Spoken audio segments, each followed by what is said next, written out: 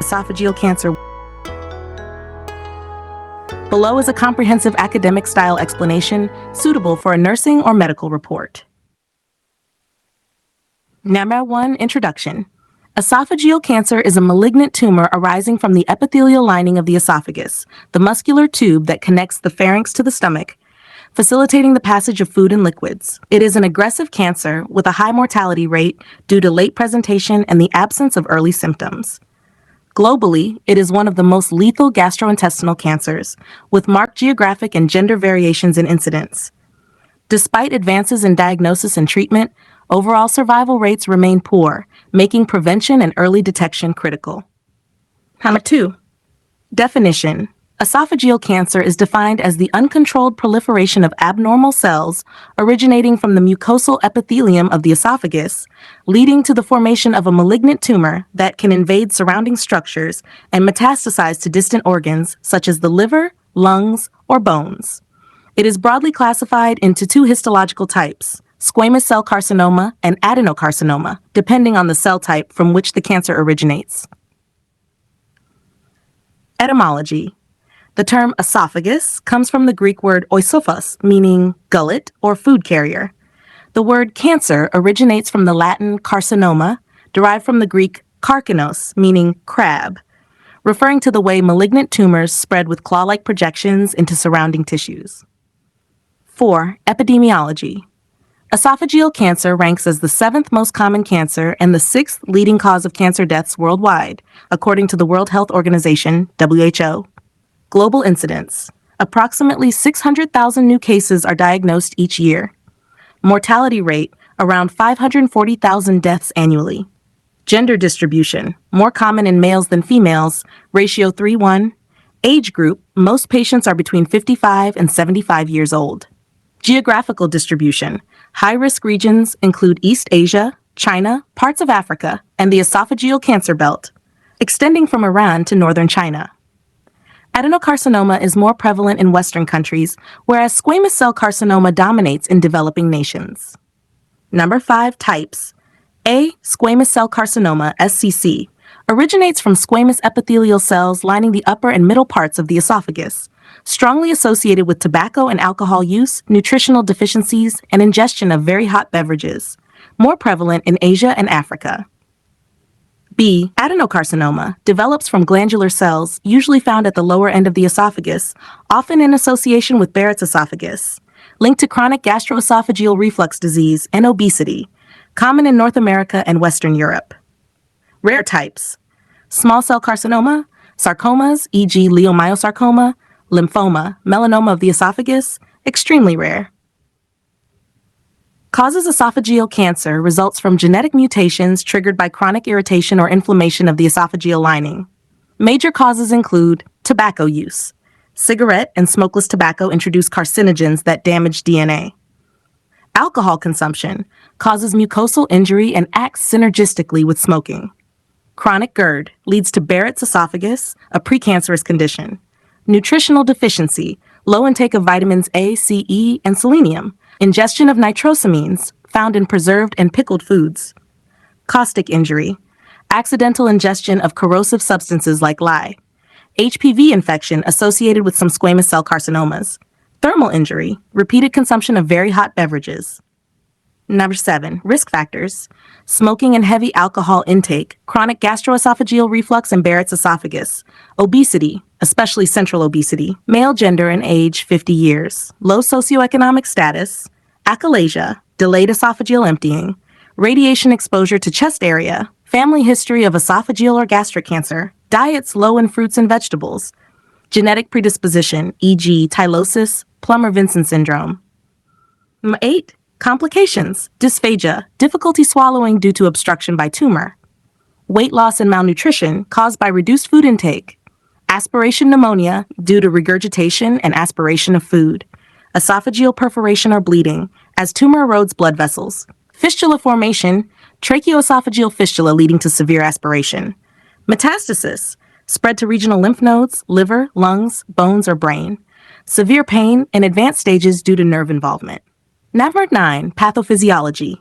The pathogenesis involves progressive genetic and molecular changes in esophageal cells, 1. Chronic irritation, inflammation from carcinogenic exposure. 2. Cellular dysplasia develops as normal cells transform into abnormal precancerous cells. 3. Carcinoma in situ forms, confined to the mucosal layer. 4. Invasive carcinoma penetrates deeper into the submucosa and muscle layers. 5. Metastasis occurs via lymphatic or hematogenous routes to distant organs. In adenocarcinoma, this typically follows the GERD, Barrett's esophagus, dysplasia, carcinoma sequence. Number 10. Stages of esophageal cancer. 1. Stage 0, carcinoma in situ. Cancer is confined to the innermost mucosal layer. 2. Stage 1, tumor invades submucosa but no lymph node involvement. 3. Stage 2, involvement of muscularis layer or nearby lymph nodes. Stage 3, spread to surrounding tissues or extensive lymph node involvement. 5. Stage 4, distant metastasis to organs such as liver, lungs, or bones. At 11, signs and symptoms. Progressive dysphagia, initially to solids, later to liquids. Odonophagia, painful swallowing. Unexplained weight loss. Chest or back pain. Hoarseness or chronic cough due to recurrent laryngeal nerve involvement. Regurgitation of undigested food. Heartburn, vomiting and hiccups in advanced cases. Anemia and fatigue due to chronic blood loss. 12. Medical diagnosis. Barium swallow X-ray shows narrowing or irregular margins. Endoscopy, EGD, direct visualization of lesion and biopsy. Biopsy and histopathology confirms cancer type. CT scan, MRI determines tumor extent and metastasis. Endoscopic ultrasound, EUS, evaluates tumor depth and lymph node involvement. PET scan detects distant metastases. Bronchoscopy to check airway involvement if upper esophagus is affected. 13. Nursing diagnosis. Imbalanced nutrition, less than body requirements related to dysphagia. Anxiety and fear related to diagnosis and treatment outcome. Risk for aspiration related to impaired swallowing. Acute pain related to tumor invasion and treatment. Risk for infection related to immunosuppression. Deficient knowledge regarding disease process and self-care. Number 14. Medical management, surgical management. Esophagectomy, removal of part or all of the esophagus with gastric pull-up or colonic interposition. Minimally invasive esophagectomy for early cases. Radiation therapy, external beam radiation or brachytherapy for local control or palliation. Chemotherapy, drugs like cisplatin, 5-fluorouracil, 5-FU paclitaxel carboplatin, used in combination chemoradiation to improve survival. Targeted therapy, trastuzumab for HER2-positive adenocarcinoma. Immunotherapy, pembrolizumab and nivolumab for PD-L1-positive advanced cancers. Endoscopic treatments, endoscopic mucosal resection EMR or radiofrequency ablation RFA for early stage lesions, esophageal stenting for palliation of dysphagia. 15. Nursing management, preoperative care, nutritional assessment and supplementation, psychological preparation and explanation of surgical procedure, correction of dehydration or electrolyte imbalance, postoperative care, monitor vital signs and respiratory function, maintain airway, prevent aspiration, manage nasogastric or feeding tube properly, pain management and wound care, gradual reintroduction of oral feeding as per tolerance, educate about diet, soft, non-irritating foods, provide emotional support and involve family in care. Number 16, treatment options, curative treatment, surgery for localized tumors, combined chemoradiation for locally advanced but operable disease, palliative treatment, stenting, radiation, or laser therapy to relieve dysphagia, nutritional support, feeding gastrostomy or jejunostomy, pain management, and psychological care, emerging therapies, immunotherapy, and molecular targeted therapy. 17 psychosocial interventions. 1. Emotional counseling, address fear, anxiety, and depression. 2. Family involvement, educate family on care and emotional support. 3. Support groups, encourage participation in cancer support networks. 4. Nutritional and lifestyle counseling, improve strength and recovery. 5. Spiritual support, help patients find meaning and peace in illness. Number 18. Prevention, avoid tobacco and limit alcohol use. Maintain healthy weight and balanced diet rich in fruits and vegetables. Treat chronic GERD and Barrett's esophagus promptly. Avoid very hot beverages and foods.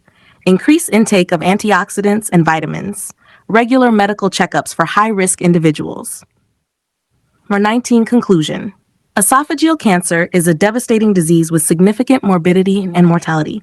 Its development is closely linked to lifestyle factors such as tobacco, alcohol, and dietary habits. Early detection is often difficult because symptoms appear late. Comprehensive management involves a combination of medical, surgical, nutritional, and psychosocial care. Prevention through lifestyle modification and early screening for high-risk individuals remains the best approach to reduce its impact. Thank you. Have a nice day.